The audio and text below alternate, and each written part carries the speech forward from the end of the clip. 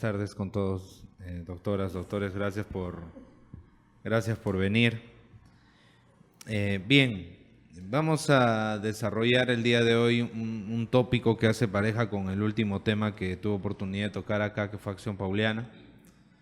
Ya vamos a interrelacionar ambas figuras, ¿no? Creo que cuando se trata de la tutela del acreedor, creo que ambas figuras tienen un rol importante, fundamental, ¿no? Para tratar de hacernos una idea cómo funcionan el uno y el otro.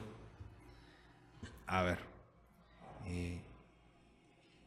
cuando se habla de simulación y últimamente, ¿no? Algún letrado de estos casos mediáticos ha dicho, la simulación está en el Código Civil, la simulación está permitida, ¿no? La simulación, cuando tiene un fin lícito, puede tenerlo, evidentemente no tiene o no implica nulidad, ¿no? Ya vamos a ver eso ahora, con algún ejemplo. No es que la simulación per se sea lícita o ilícita, la simulación puede ser ilícita. Y en nuestro país, valgan verdades, que la simulación sea lícita es algo rarísimo, ¿no? Si alguien va a llevar adelante una simulación, seguramente es para perjudicar el derecho de otro, ¿no? Hacer simulaciones meramente lícitas, no voy a negar que sea viable, es posible, pero en la práctica las simulaciones importan un perjuicio, una afectación a un tercero. Ahora vamos más allá de poner o plantear conceptos de cómo entender a la simulación, ¿no? Vamos a poner un ejemplo, un par de ejemplos. Uno que sería de una simulación lícita, ¿no? Que podría considerarse lícita, y otro de una simulación pues ilegal, indebida, ¿no? A dos supuestos hipotéticos.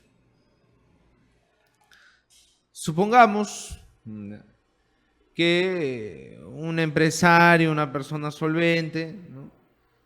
Tiene un amorío, una aventura con su nueva secretaria, ¿no? Ya estamos próximos a fiestas, ¿no? Entonces ella le dice a él, ¿tú crees que me puedas regalar ese departamentito de soltero que tienes? Y él dice, mira, yo encantado te regalaría, pero mucho roche, ¿no? ¿Qué tal si lo hacemos parecer como una venta? Porque si lo hacemos parecer como una venta, como que ya no puedo tener mejores elementos para ocultar lo nuestro, ¿no? En cambio, si te regalo de la nada, todo el mundo va a sospechar. Y ella le dice, oye, pero es un bien propio. Es tu departamento de soltero, ¿por qué te haces tanto problema? No, es que lo hago por una cuestión de apariencia, por una cuestión social, no legal. Y llevan adelante esto. Celebran una donación por escritura pública, porque la donación de inmuebles tiene que ser por escritura pública, pero paralelamente fingen una compraventa. Y lo que se va a inscribir en el registro es la compraventa.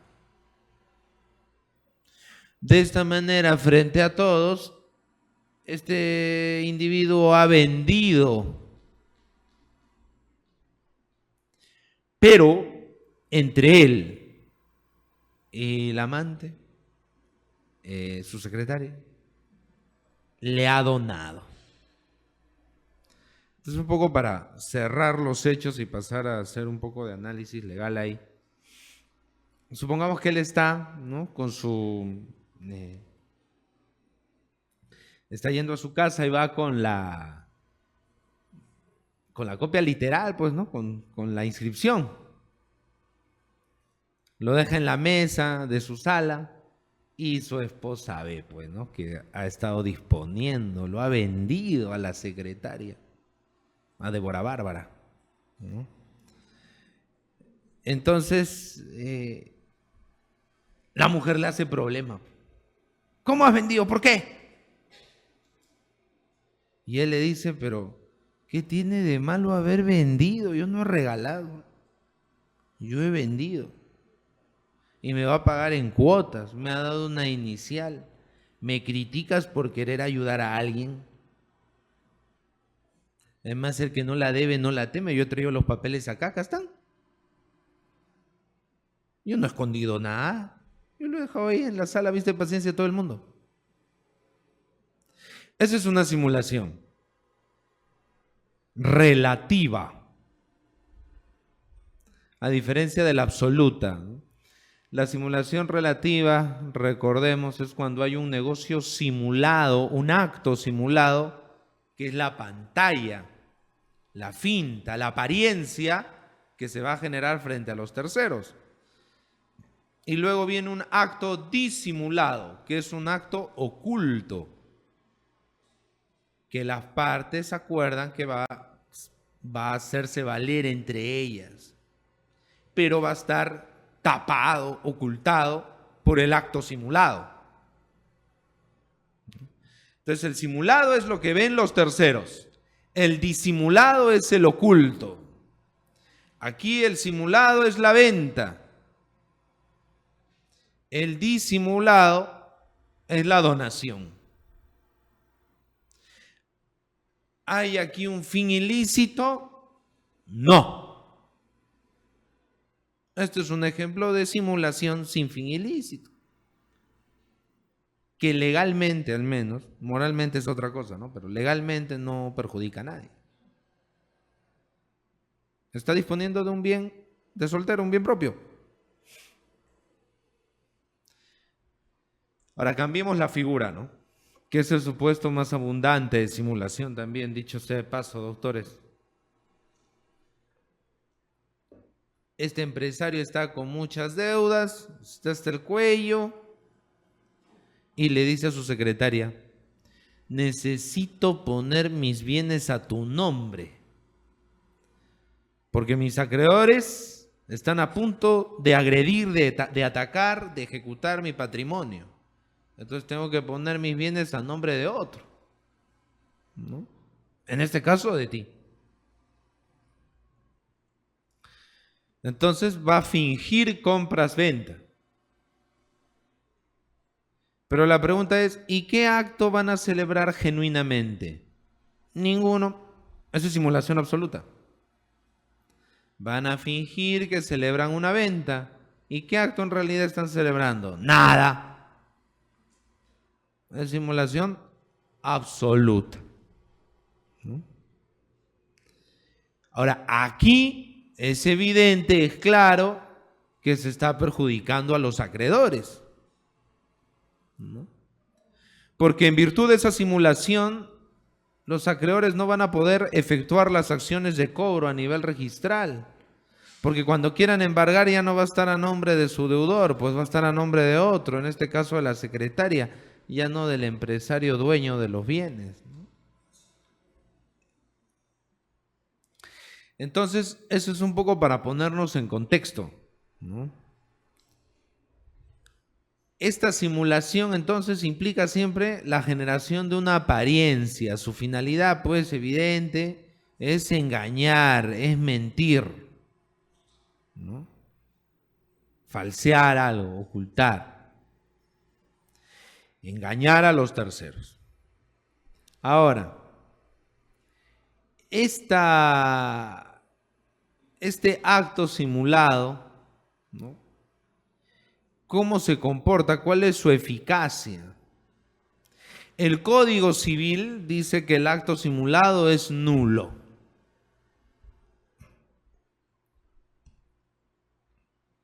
Y que cualquiera de las partes puede pedir la nulidad o un tercero afectado. ¿Quién podría pedir la nulidad? Los acreedores. ¿Quién más podría pedir la nulidad? ¿No? Cualquiera de las partes. Pero ahí surge una cuestión, ¿no? ¿Por qué las partes pedirían la nulidad si entre ellas mismas han quedado en algo, ¿no? Es que ocurre que el acuerdo para simular, también llamado acuerdo simulatorio o contradeclaración, ¿no? Que puede ser verbal, escrito, puede ser que uno de ellos rompa el acuerdo. Me explico, siempre con el ejemplo que he planteado.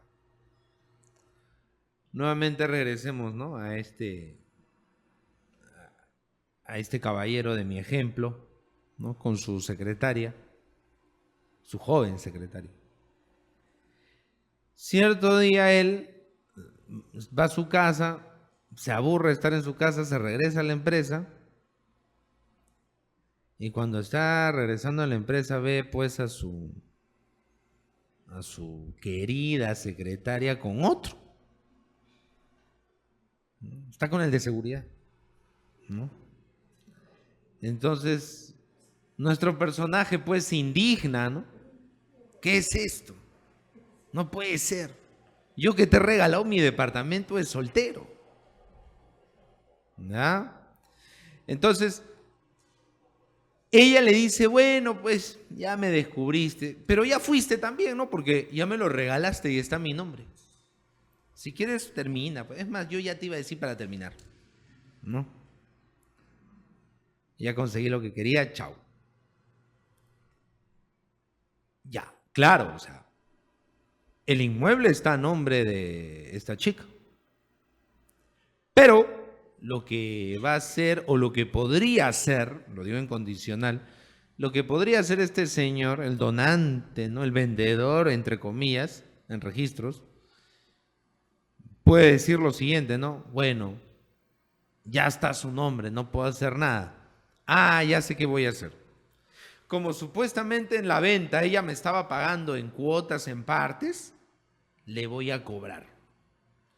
Y como no tiene de dónde pagarme, voy a embargar y así recuperaré la casa, el departamento de soltero. Claro, porque para no levantar sospechas, como mencioné, eso sí va a pagar de a pocos. Es que ahí va a depender, ¿no? del nivel de teatralidad al momento de simular, ¿no? Entonces, para que todo el mundo dijera, sí, la está ayudando, no iba a ser pues pago al contado, todo el mundo iba a sospechar, ¿no? Entonces él le quiere cobrar e inicia su proceso de obligación de dar suma de dinero e incluso pone ahí una medida cautelar fuera de proceso de embargo, en forma de inscripción. Pero la mujer en cuestión contesta la demanda y le cuenta al juez la historia completa. Señor juez, esa venta es simulada. Lo que realmente celebramos fue una donación. Procesalmente ahí lo que tendría que hacer esta chica es reconvenir y pedir, como dice el código, la nulidad, ¿no? Del simulado. ¿Cuál es el simulado acá? La venta. Fíjense, aquí la nulidad la acciona una de las partes que ha participado en esta mentira, en este engaño, ¿no? Uno de ellos lo solicita, en este caso la señora, la mujer. Pide la nulidad. Y evidentemente si ella demuestra que esto fue una simulación, va a ganar. Y lo que realmente va a producir efecto entre ellos, ¿cuál es?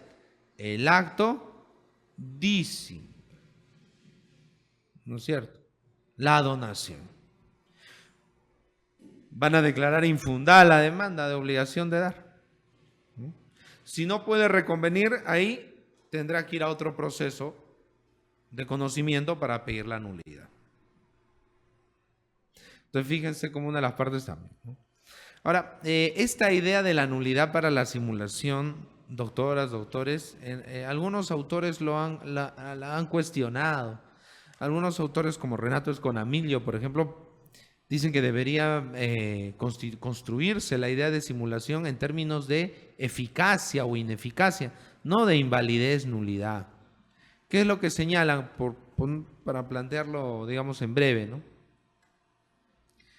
El fenómeno de la simulación importa, ¿no?, dos áreas, ¿no? La apariencia que produce efecto frente a terceros. Esa es, digamos, la esfera externa de la simulación, y la esfera interna de la simulación, que es un tema, ¿no?, de que produce efectos entre las partes que participan en el fenómeno simulatorio, ¿no? O sea, efectos hacia afuera y efectos hacia adentro, pero no tanto el tema de la nulidad, ¿no? Entonces, frente a los terceros produce efecto el acto simulado. ¿Qué pasa con el simulado entre las partes? Ineficaz. Y el disimulado, el disimulado frente a los terceros no produce efecto porque está en la órbita interna, solo tiene efectos internos, ¿no? Eso dice, por ejemplo, Sconamil, que prefiere entenderlo en términos de eficacia, ¿no? Pero lo cierto es que ni en el código italiano, ¿no?, ni en el nuestro está en términos de ineficacia, eficacia. Es un tema de nulidad. Es un tema de nulidad. Pero esa nulidad no es oponible, ¿no?, como también lo indica el código, ¿no?, a aquellos que han actuado de buena fe, sobre todo si hay un amparo en el registro, ¿no?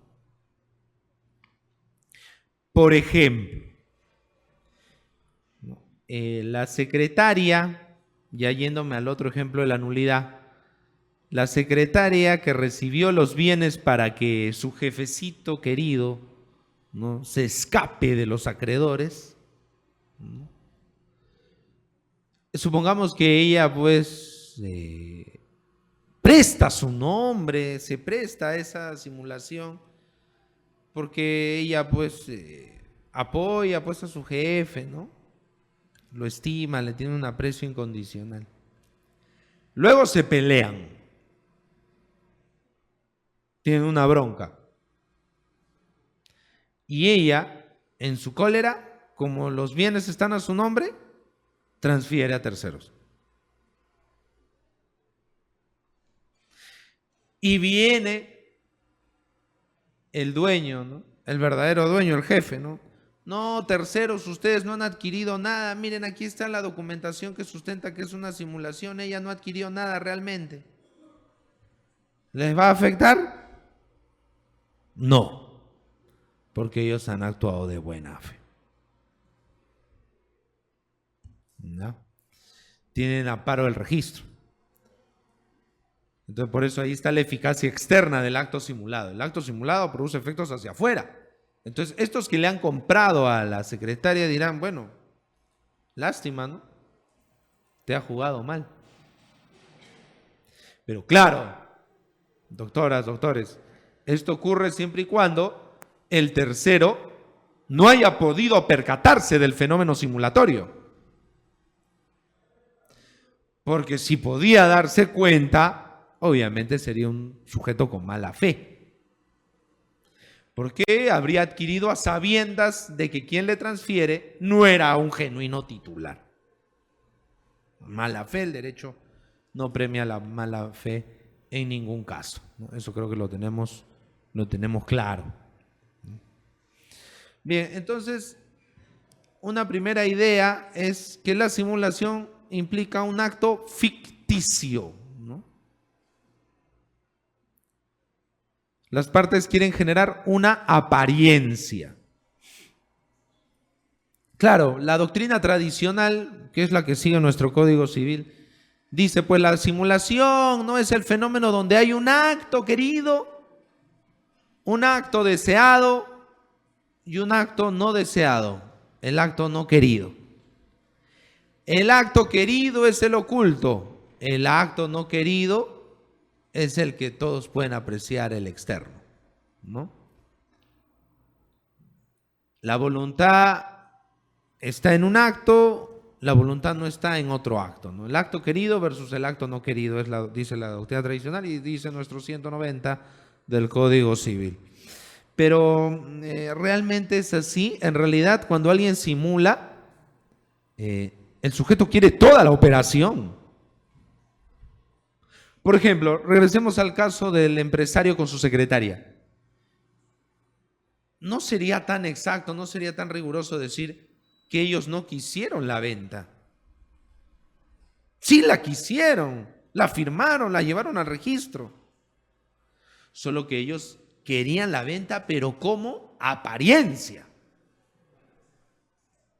Como algo que se proyecte hacia afuera, hacia los terceros, no entre ellos. Pero lo querían. Entonces, la doctrina tradicional, ¿no? Savigny, por ejemplo, ¿no? Que entendía la simulación es lo que se quiere y lo que no se quiere, no es tan exacto, ¿no? Un acto que realmente no se quiere sería con vicio de voluntad, por ejemplo. Eso sí encaja mejor. Pero no una simulación que se hace de forma deliberada. Nadie puede decir simulé de casualidad, ¿no? O simulé sin querer queriendo, ¿no? La simulación siempre es, si cabe la expresión, dolosa. ¿Cómo va a decir no querido?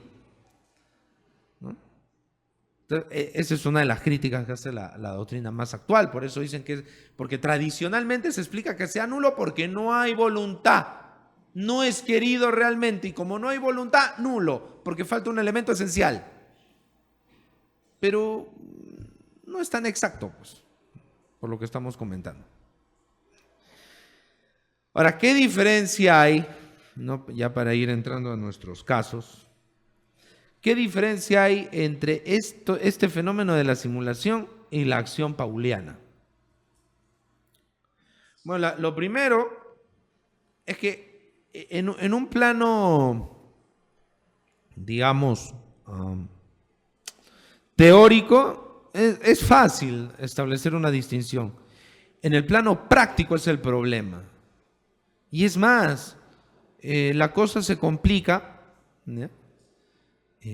Cuando los sujetos a veces en un proceso judicial confunden ambas figuras.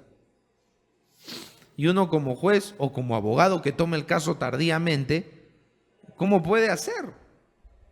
Ahora vamos a ver un caso de Ica, donde claramente era acción pauliana y lo presentaron como simulación.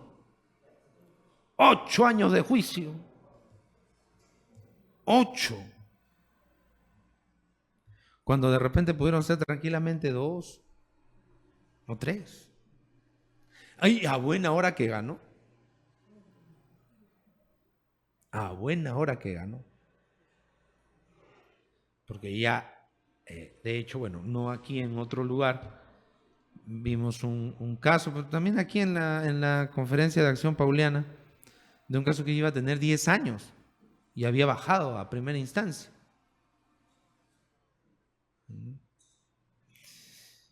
Bueno, con la pauliana se cuestionan actos verdaderos, ¿no? Actos genuinos que realmente se realizan. En cambio, con la simulación yo cuestiono actos fingidos, actos ficticios. Nada más. Esa es la esencia. Claro, en un plano teórico no hay mayor problema, ¿no? En la pauliana, el deudor hace actos de disposición, insisto, genuinos, verdaderos, pero con el ánimo de perjudicar el cobro del crédito. Porque como explicamos en aquella oportunidad, con la pauliana, el deudor baja su patrimonio ejecutable o de fácil ejecución, ¿no? Los bienes que se pueden ejecutar con cierta facilidad, producto de un acto de disposición, disminuyen y se convierten en bienes de difícil ejecución. Como habíamos comentado también, y me detengo ahí un poco para que gane claridad, En la Pauliana no entra ya la idea de insolvencia, como a muchos, me incluyo, nos enseñaron. No tiene que ver, en general no tiene que ver la insolvencia. No va por el tema de insolvencia. Supongamos, un deudor tiene como principal activo una chacra de 40 hectáreas. La vende en 100 millones de soles. Esos 100 millones de soles, alguien que tiene 100 millones de soles, ¿le vamos a llamar insolvente? Ni hablar. Pero el dinero, esos 100 millones de soles, son patrimonio de difícil ejecución. Si el deudor quiere, lo esconde. Se puede ocultar, extraer o retirar de los actos ejecutivos de agresión de un acreedor. El dinero es fácil de esconder. Entonces, sí va la Pauliana en ese caso, pese a que el sujeto pues tiene mucho dinero, ¿no? Pero la Pauliana va. Porque lo que ha hecho el deudor no es disminuir su patrimonio total, sino ha disminuido una parte de su patrimonio, el llamado patrimonio de fácil ejecución. Cuando disminuye el patrimonio de fácil ejecución, queda poco patrimonio de fácil ejecución o no queda nada, hay perjuicio pauliano, ¿no? Procede la acción pauliana para dejar sin efecto ese acto. En cambio, en la simulación tenemos un deudor que hace una finta, pero con el mismo objetivo, doctoras y doctores, con el mismo objetivo, perjudicar, dañar al acreedor. La cuestión es evitar que el acreedor cobre en ambos casos. Solo que en un caso es vía un acto real o genuino, verdadero, y otro es vía un acto ficticio, un acto de mentirita, ¿no? Pero en la práctica, pues lo que se ve es que muchas veces los operadores jurídicos se hacen pelotas, ¿no? Por ejemplo, a ver.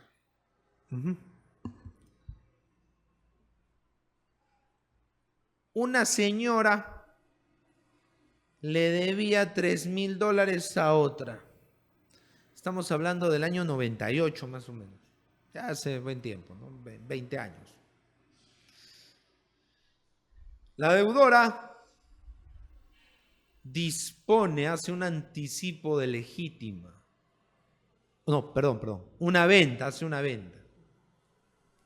Hace una venta en favor de su hija.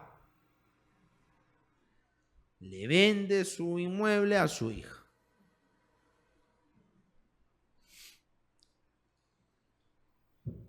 El valor comercial de ese inmueble era de $100,000.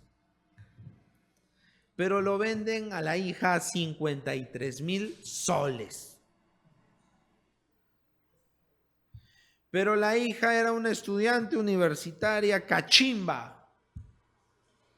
¿De dónde va a sacar?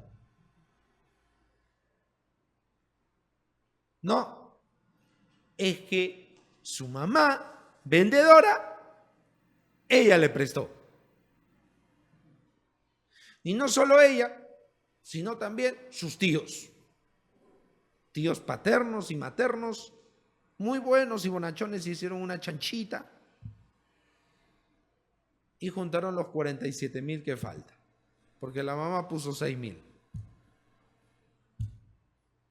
Así que sí es un acto verdadero, no es simulado, porque la acreedora presenta una demanda por simulación. Los demandados dicen que el acto es genuino. Bueno, parece medio cuento, ¿no? No es muy creíble. O sea, ¿qué vendedor va a vender y va a prestarle al que le va a comprar? Eso no tiene mucho sentido, ¿no? En todo caso, más genuino hubiera sido que lo saca al crédito. Pero el problema está en que de dónde iba a pagar y seguramente iba a surgir todo ese problema, ¿no? El juez en primera instancia le dice, infundada. ¿Por qué? Porque el acto es verdadero. O sea, es un acto que realmente es fraudulento. Han hecho el acto para evadir el pago de la obligación de la demandante. O sea, el juez reconoce o prácticamente admite que ha habido una finalidad fraudulenta. ¿Y qué dice el juez? Pero para eso que tenemos la acción pauliana. Aquí han hecho el acto para evadir la obligación, pero por supuesto que han hecho el acto para evadir la obligación.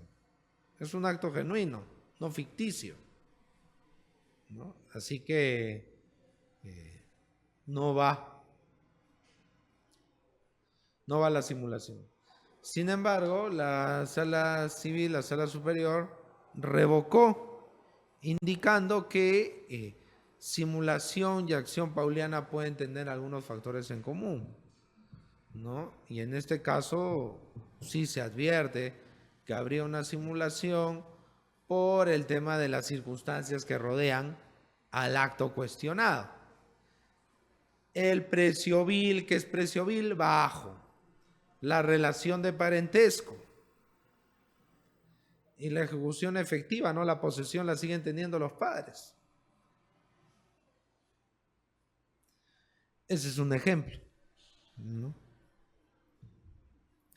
Pero creo que un caso más interesante lo tenemos en la casación 2034-2017 de ICA. ¿No? 2034-2017 ICA. 2017, fresco, ¿eh? Esto lo han publicado en julio del 2018, hace unos mesecitos nomás. Bueno, acá está el tema que les comentaba.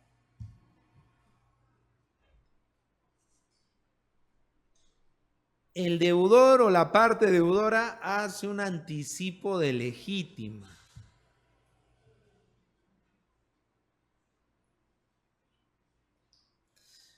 ¿Y el acreedor qué dice? No, ese anticipo de legítima es fingido, es simulado. Nulidad. Porque la deudora que es papá, ¿no? Padre, no los anticipantes, ¿no? Mi deudor, deudora, ellos siguen teniendo la posesión, no sus hijos. Y justo hacen esto cuando yo empiezo a iniciar acciones legales de cobro. Justo ahí se le ocurrió, cuando estoy empezando a cobrar. Ya pues, es evidente que es falso. Pero con el razonamiento del juez anterior, de primera instancia anterior, fíjense, doctoras, doctores, probar que un acto gratuito sea simulado es bien complicado. Cuando el acto simulado es gratuito, uno que tendría que probar. El tema económico no, porque es gratuito, pues. Bueno, no cuesta nada. O sea, cualquiera puede recibir la donación, imaginemos que fuese una donación también, ¿no? Los hijos no tienen que acreditar solvencia para recibir un anticipo legítimo, ¿no? Para considerar que el anticipo es verdadero, genuino. Profesor, ¿y la posesión? Pues igual, pues pudo haber dicho, me donas, ya está mi nombre, y yo simplemente por mi tranquilidad ya está mi nombre, yo sigo usándolo. Supongamos en el caso anterior siempre, ¿no? Supongamos que la deudora le hubiera dado en anticipo legítimo a la hija, no le hubiera vendido ni le hubiera prestado la plata, sino le hubiera dado anticipo legítimo o donación. ¿Qué hubiera podido decir la hija? Yo no tengo solvencia, pero para este acto gratuito no necesito solvencia alguna. Oye, pero tú no estás poseyendo, no estás poseyendo. Bueno, lo que ocurre, señor juez, fíjense, habíamos descubierto que mi papá tenía otra mujer. Y este bien, ¿no? Bueno, será de mi mamá, pero también hay una participación de mi señor padre. Entonces, mi mamá dijo que para no tener problemas y si quería que le perdone la cana al aire, la saca de pie del plato, que ponga el inmueble a mi nombre. Yo ser la dueña. Pero ellos iban a seguir viviendo ahí. Por eso fue. Y esa historia, ¿cómo la vamos a rebatir? Es que cuando es un acto gratuito es bien difícil demostrar. Porque no hay que acreditar prácticamente nada, pues.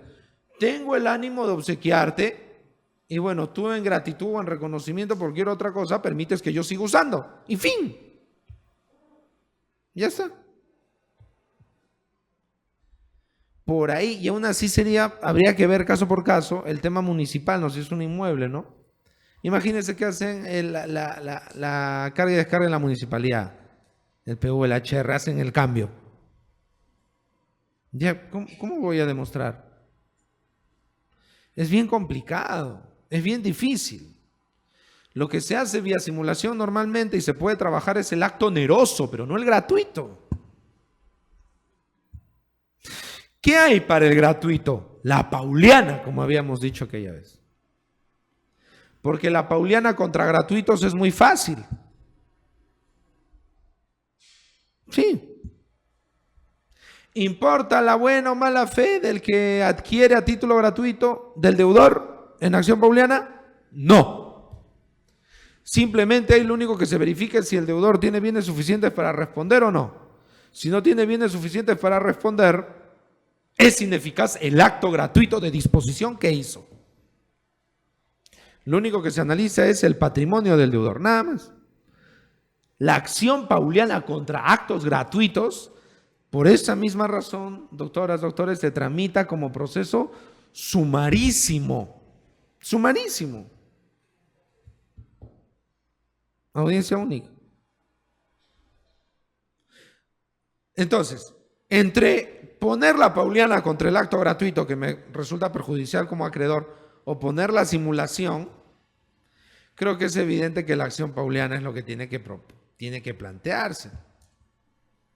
Imagínense, y es lo que pasó acá, que este proceso es del 2009. Arrancó a inicios del 2009, inicios. Miren cuántos años ha tenido que pasar para que por fin se cierre. ¿No?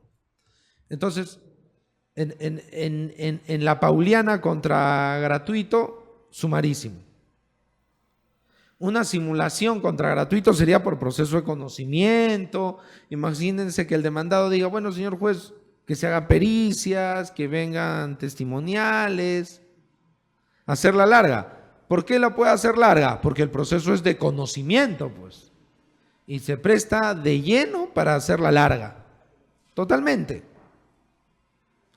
Entonces, no conviene para nada plantear simulación de actos contra actos gratuitos. O sea, no tiene mayor sentido. Pero lo han hecho, ¿no? Y la Suprema lo ha permitido. Que es justamente lo que pasa acá, ¿no? En la 2034-2017, el acreedor dice, es simulado porque efectuó el acto de disposición justo cuando empiezo a cobrarle. Y no solo eso, la información en la municipalidad sigue a nombre del dueño anterior de los bienes. Y el dueño anterior de los bienes sigue conduciendo el bien. Así que se supone que hay simulación. Más todavía porque tuvieron una razón poderosa para simular justamente por el tema de mi acreencia. Y la Corte Suprema le acepta. Pero ¿qué dice el demandado? uno de los demandados dice, señores jueces, pero esto no es como el juez de primera instancia del caso anterior, ¿no? Esto no es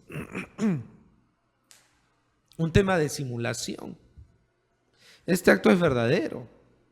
Si él dice que lo hemos hecho a propósito de evadir un cobro, entonces eso es pauliana. Y se han equivocado. Y en esta resolución lo interesante es que se dice, ¿no?, que hay que tener cuidado de confundir pauliana con simulación. Pero en un plano práctico, la Corte no se hace problemas. Y en eso sí yo estoy de acuerdo. Porque hubiera sido pues horrible que después de tantos años de juicio, la Suprema le hubiera dicho, nulo todo lo actuado, por falta de conexión lógica entre los hechos y el petitorio. Tú me pides simulación, pero en realidad esto es pauliana. Está mal hecha tu demanda. Vuelve a cero. 8 años de juicio al diablo. No. Bueno, ahora la Suprema acá no hizo esa locura, ¿no? Pero sí hace un análisis un poco interesante, ¿no? Dice, se ha hecho con el objetivo de perjudicar el cobro. Siguen poseyendo. Y están las instrumentales municipales. Ya están listos. Pero fíjense, ahí ya van, me parece, ya es un criterio más que nada en nombre de lo práctico. Porque lo correcto hubiera sido plantear una pauliana. Justo cuando le van a cobrar lo hace. ¿Y qué tiene?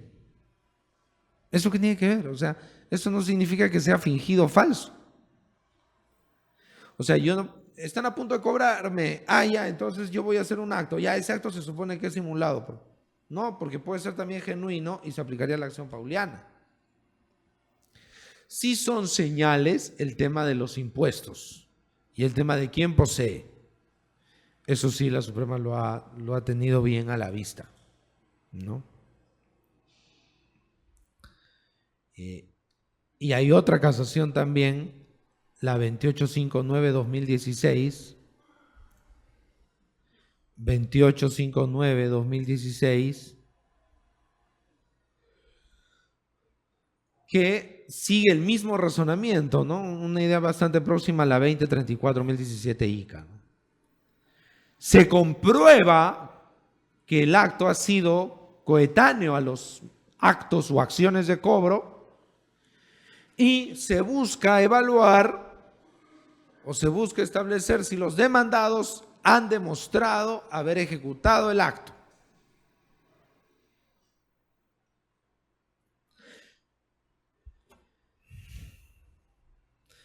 Pero, insisto, ¿no? Eso es relativo porque, como vuelvo a mencionar, en el acto gratuito es posible que quien recibe el bien diga, bueno, yo lo recibí, ya me quedé contento y lo seguí usándolo.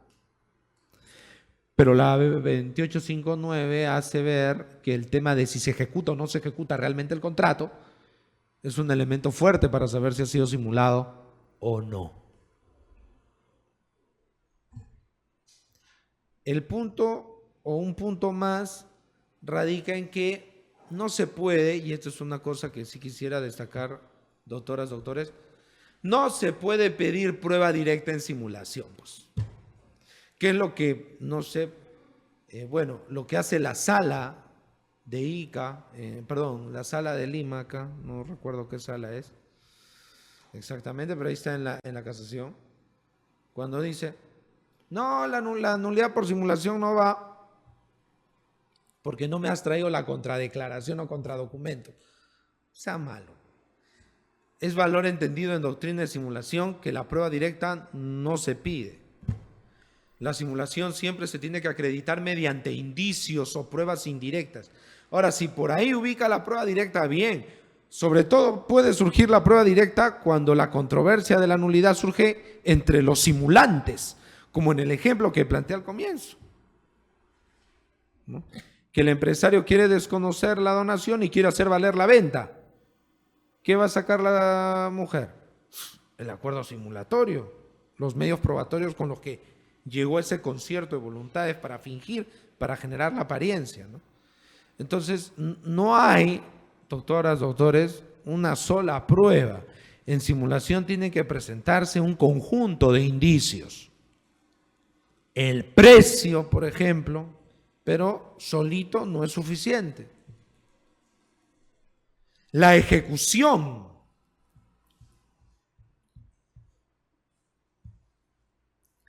Si se ejecutó el acto o no. Y eso de la ejecución pues es amplísimo, ¿no? Es desde las partes de formalidades o las actuaciones frente a las autoridades, con el caso, como les mencioné, ¿no?, del PVHR, el pago, el efectivo desembolso, y lo que se evalúa también, la situación posesoria, quién está poseyendo.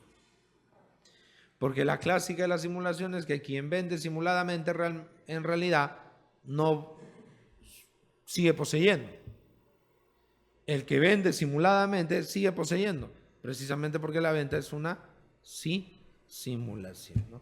Precisamente porque la venta es una simulación. Entonces, rescatemos eso. No es suficiente un solo medio probatorio. Ahora, cuando hablamos de acto gratuito, la Suprema dice que, bueno, hay que fijarse si se ejecutó o no y si hubo finalidad de perjudicar el crédito o no. Ese criterio es importante, doctoras, doctores, porque si tenemos un caso donde es más pauliana que simulación y contrato gratuito todavía, ¿no? Bueno, no es que todo esté perdido, o sea, basta con que la Corte se dé cuenta que es simulado, o mejor dicho, que se dé cuenta que es fraudulento en relación al crédito, ya lo van a hacer caber como simulado. Que repito, a efectos prácticos no está mal, ¿no? Pero un juez en primera instancia sí debería hacer la observación o al calificar la demanda inadmisible, precisa. Todo lo que estás relatando acá se concuerda más con una pauliana contra gratuito, que es mucho más fácil. Y no tanto nulidad contra simulación, que es un tema, como estamos diciendo, complicado, que puede ser medio fastidioso, ¿no? Ahora, otro elemento más, doctoras, doctores, son las relaciones de parentesco, de lo cual también habla la 2859-2016. Las relaciones, Lima, ¿no? Las relaciones de parentesco. Las relaciones de parentesco, según estas decisiones y otras recientes de la Corte Suprema, son un indicio para más o menos acreditar que ha habido un concierto de voluntades para crear la ficción, para fingir, ¿no? Se ha tratado de generar ahí una suerte de apariencia, ¿no? Pero para eso, que el tema de la familiaridad es solo uno de los elementos a tomar en cuenta. Yo no puedo decir, son familia, simulación. No, necesito más. ¿El que sean familia es un elemento a tener en cuenta? Por supuesto. ¿Importante? Sí. Pero tiene que ser familia también cercana. ¿Quién es tu comprador?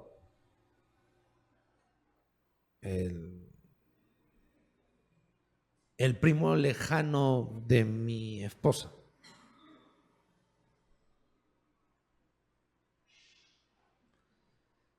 Entonces no es lo mismo que, ¿quién es tu comprador? Mi hermana. Es diferente, ¿no? Es diferente.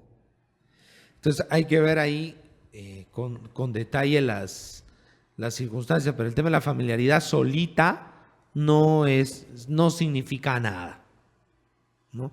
Cosa que también, pues, doctoras, doctores, es cierto, ¿no? Porque uno no está, pues, tan pendiente de lo que puedan tener o no tener los familiares de uno. Uno de repente no conoce con certeza la economía de su hermana, de su hermano, ni siquiera de su padre, de su madre.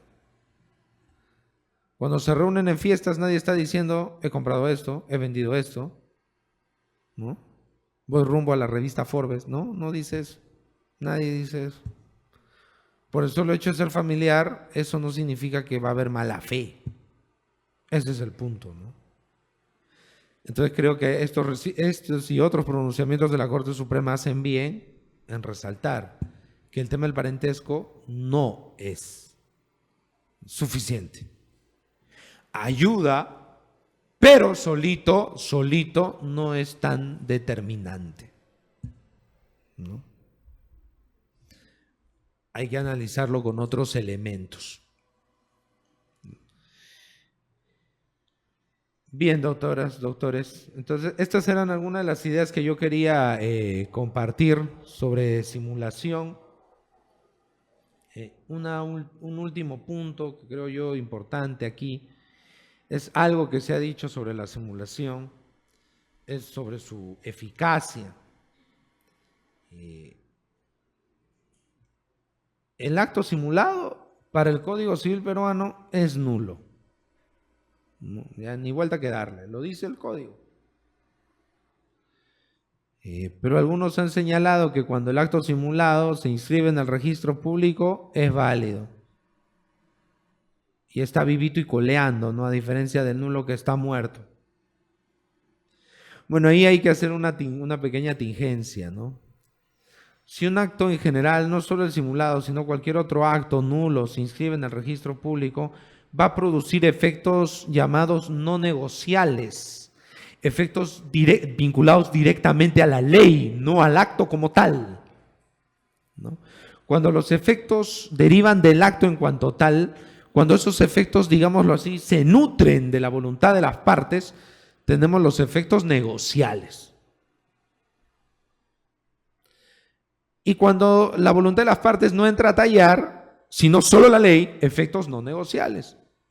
Ejemplo, que un inmueble se vende en $100,000 y no en otro número, eso es un efecto que la obligación de pagar el precio sea 100,000, eso es un efecto negocial, porque depende de lo que se ha pactado.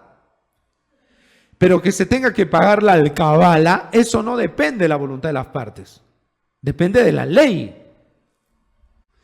Si el acto simulado produce algunos efectos, ¿no?, estos derivan directamente de la ley. Los actos nulos producen efectos derivados de la ley, pero los actos nulos jamás van a producir efectos fundados en la voluntad que las partes han declarado ahí, porque es nulo, pues. Los actos nulos solo tienen efectos no negociables, por si acaso.